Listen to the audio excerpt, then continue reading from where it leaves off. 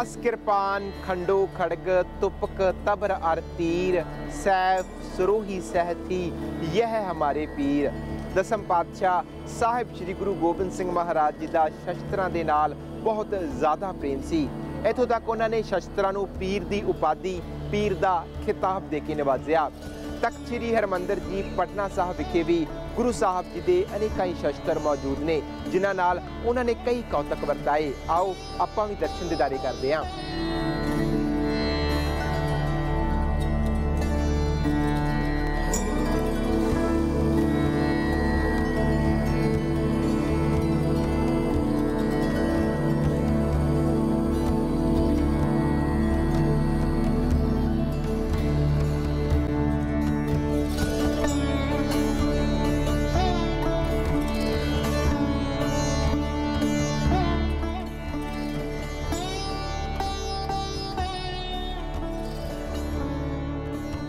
अस कृपान खंडो खड़ग तुपक तबर अर तीर सैफ सुरोही सहथी यह हमारे पीर।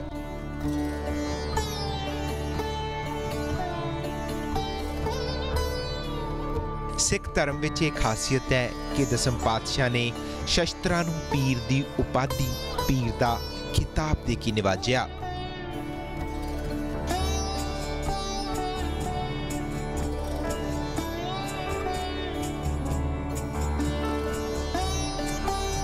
गुरु साहब के पावन जन्म स्थान तख्त श्री हरमंदिर जी पटना साहब विखे भी 18 के करीब इतिहासक वस्तां दर्शन करन योग हैं।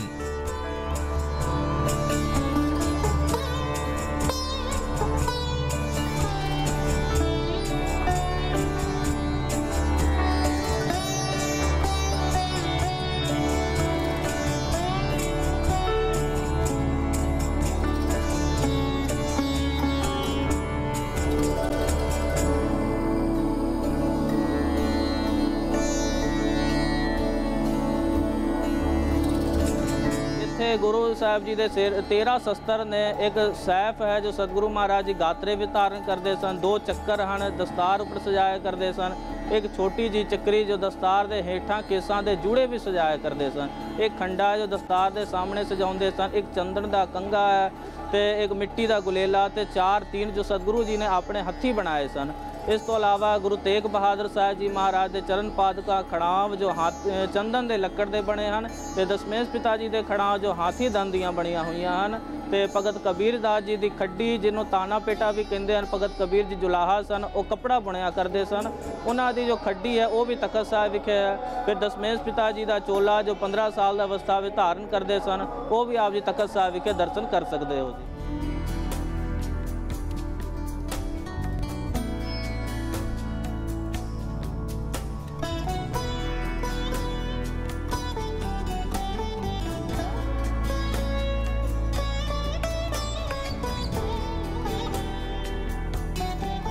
वाहिगुरु जी का खालसा वाहिगुरु जी की फतेह। तही प्रकाश हमारा पयो पटना शहर विखे पाव लहयो। हेमकुंड दे तपस्वी साहिब श्री गुरु गोबिंद सिंह जी महाराज इस पावन स्थान ते अवतार धारिया।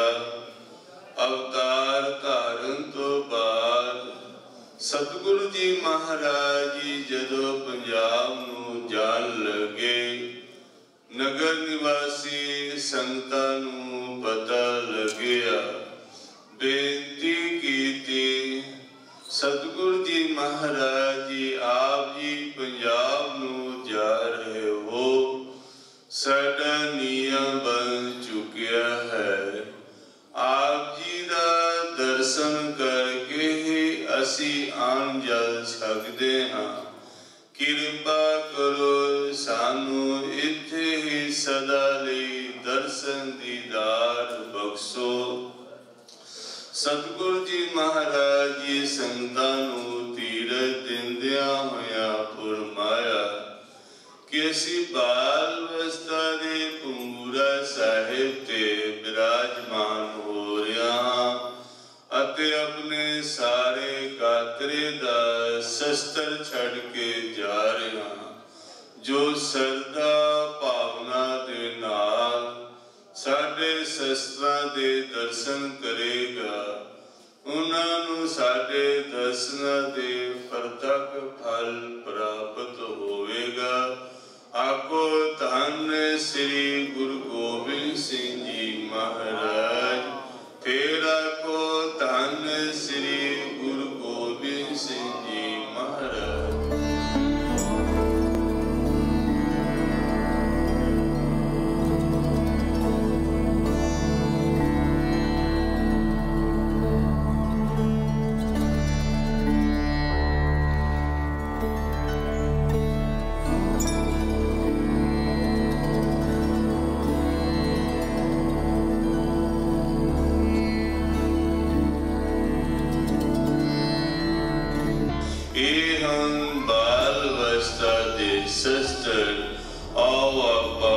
दर्शन करिए।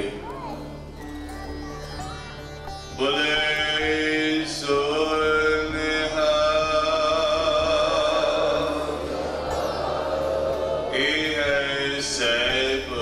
सतगुरु जी गात्रे धारण करया करदे सन। ए है दो चक्कर दुमाले उते दस्तार उते सजाया करदे सन। ए है चक्री दुमाले दे हेठां केसा दे जूरे विच सजाया करदे सन। ए है खंडा दुमाले उते दस्तार उते सामने सजाया करदे सन। ए है चंदन दा कंगा एदे नाल सतगुरु जी के साफ करया करदे सन। ए है खंजर एदा दूजा नाम बाग नखी है। सतगुरु जी कमर कसे विच सजाया करदे सन। ए है कटार सतगुरु जी दा कमर कसेदार शस्त्र है।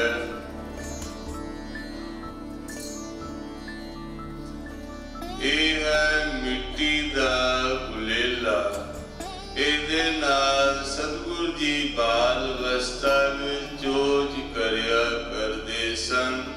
सामने माता जी दा खूह है। नगर निवासी बीबियां उस खूह तो जल भर के अपने घरां नूं वापस जांदियां। सतगुरु जी महाराज जी गुलेले मार के उन्हां दे घरे तोड़ दिंदे हन। बीबियां ने माता जी कोल जाके बेनती कीती, माता जी असी गरीब परिवार हां, लाल जी साडे गुलेले मार के घड़ा तोड़ दिंदे हन। माता जी कहन लगे तुसी लोहे तांबे पीतल दे घड़ा लियाओ, मिट्टी दे गुलेलियां दे नाल नहीं टूटणगे। बीबियां लोहे तांबे पीतल दे घड़ा लियाउण लगियां। सतगुरु जी महाराज जी लोहे दे 4 तीर तैयार कर लए। ये है 4 तीर। उस समय पीतन दे बाद एक बीबी जल भर के जा रही सी। सतगुरु जी ने मारिया तीर, घड़ा टूट गया। बीबी बह के रोन लगी। हवेली विच माता जी बाहर निकले, वेखिया लाल जी वो रोंदी है, तुसी हस रहे हो। हाँ माता जी असी कोई हासिल मखौल नहीं कर रहे, असी तो भला ही कीता है। ਇਹਦੇ ਘੜੇ ਵਿੱਚ ਜ਼ਹਿਰੀਲਾ ਸੱਪ ਸੀ, ਅਸੀਂ ਸੱਪ ਨੂੰ ਮਾਰਿਆ ਹੈ। ਮਾਤਾ ਜੀ ਸੰਗਤਾਂ ਦੇ ਨਾਲ ਕੋਲ ਜਾ ਕੇ ਵੇਖਿਆ, ਵਾਕਈ ਤੀਰ ਦੇ ਰੁਖੀ ਨਾਲ ਸੱਪ ਰਿੜਿਆ ਹੋਇਆ ਮਰਿਆ ਹੋਇਆ ਹੈ। ਸਾਰੇ ਸੰਗਤਾਂ ਦੀਆਂ ਸਿਰ ਸਰਧਾ ਦੇ ਨਾਲ ਝੁਕ ਗਏ। माता जी ने वचन कीता, होवे न खूह दा जल ही खारा हो जाए। माता जी दे मुखों वचन निकलन दी देर सी, खूह दा जल खारा हो गया। नगर निवासी संगतां ने बेनती की, माता जी इसी जल दे नाल साडे काम कारज सददे सन, किरपा करो वचन कर दो, खूह दा जल मिठा हो जाए। माता जी ने कहा कि जो वचन होना से हो गया। हाँ तुसा बेनती कीती है, असी वचन करते हाँ कि दूरों नेरों संगतां इस पावन स्थान ते दर्शन दीदार करन वास्ते आउणगियां, फिर खूह दा जल मिठा हो जाएगा। माता जी दे वचन 47 तो बाद पूरे हुए, हुण खूह दा जल मिठा है। संगतां अमृत रूप जान के चूल्हे लेंदे हन। ये है आले दुआले श्री गुरु तेग बहादुर जी महाराज जी दे खड़ाम, विचकार छोटियां श्री गुरु गोबिंद सिंह जी महाराज जी दे खड़ावन। आओ आप दर्शन करिए।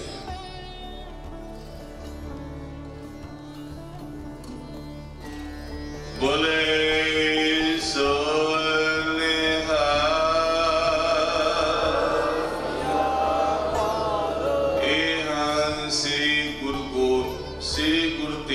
बहादुर जी महाराज जी दे चरण कमल दे खड़ाम चंदन दे बने हुए।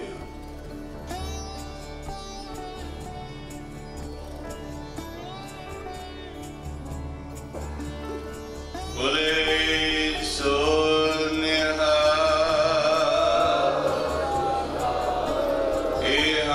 श्री गुरु गोबिंद सिंह जी महाराज जी दे चरण कमल दे खड़ाम हाथी दंदियां बनिया हुई हन।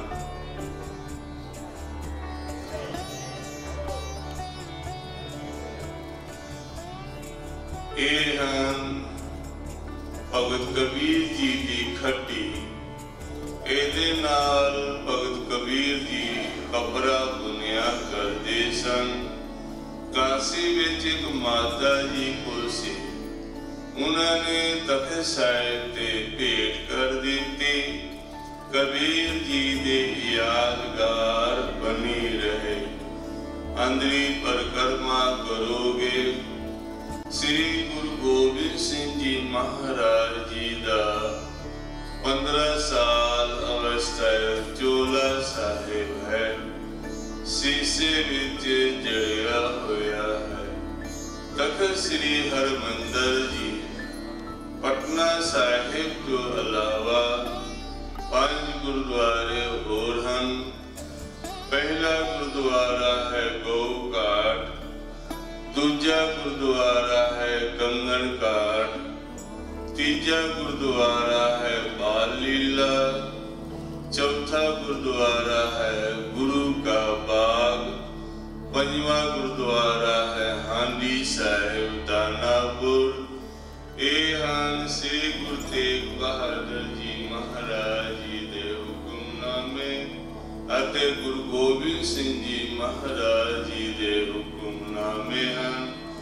ये हन श्री गुरु तेग बहादुर जी महाराज जी दे हुक्मनामे। ये हन श्री गुरु गोबिंद सिंह जी महाराज जी दे हुक्मनामे। इसी तरह और भी हुक्मनामे हम मुनकरात सादी देख बरत रही है। बिलावल जी चौकी हुइयां भुलां गलतियां दी खिमा। फतेह बुलाइए वाहिगुरू जी का खालसा वाहिगुरू जी की फतेह।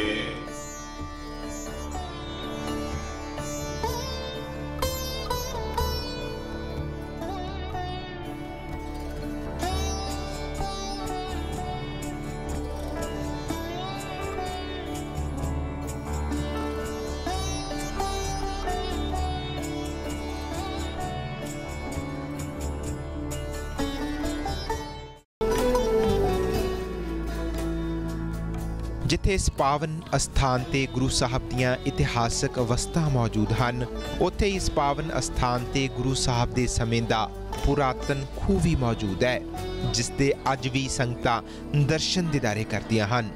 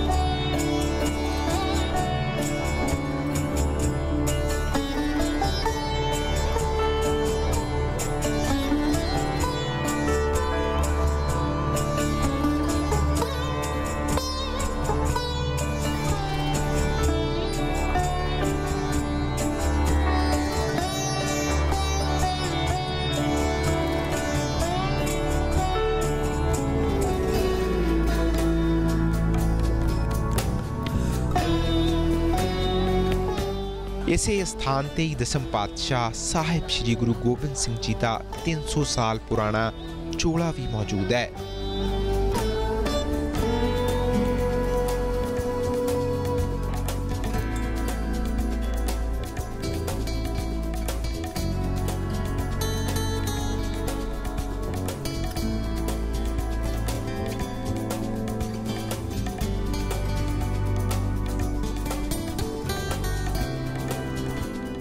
लिखे इतिहास मुताबिक पहला ही चूड़ा पाकिस्तान विच सी।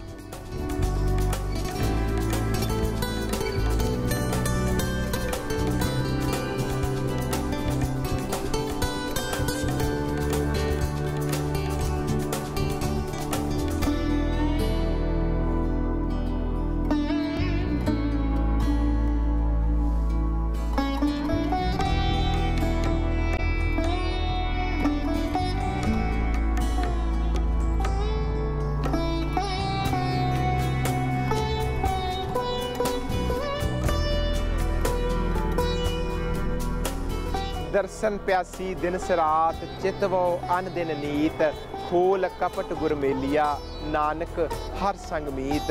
तख्त श्री हरमंदर जी पटना साहब आने वाले हर श्रद्धालु की शायद यही दिली आस्था होंदी है। इस स्थान ते आके जो आनंद की प्राप्ति होंदी है वो तस्वीरां जां शब्दां राहीं बयान नहीं की जा सकती। तख्त श्री हरमंदर जी पटना साहब की पावन मर्यादा के आधार पर ABP सांझा की खास पेशकश। ਹੁਣ ਮੈਨੂੰ ਪਰਮਜੀਤ ਸਿੰਘ ਨੂੰ ਦਿਓ ਇਜਾਜ਼ਤ। ਦੇਸ਼ ਦੁਨੀਆ ਦੀਆਂ ਵੱਡੀਆਂ ਖਬਰਾਂ ਲਈ ਤੁਸੀਂ ਇਸੇ ਤਰ੍ਹਾਂ ਬਣੇ ਰਹੋ ABP ਸਾਂਝਾ ਦੇ ਨਾਲ।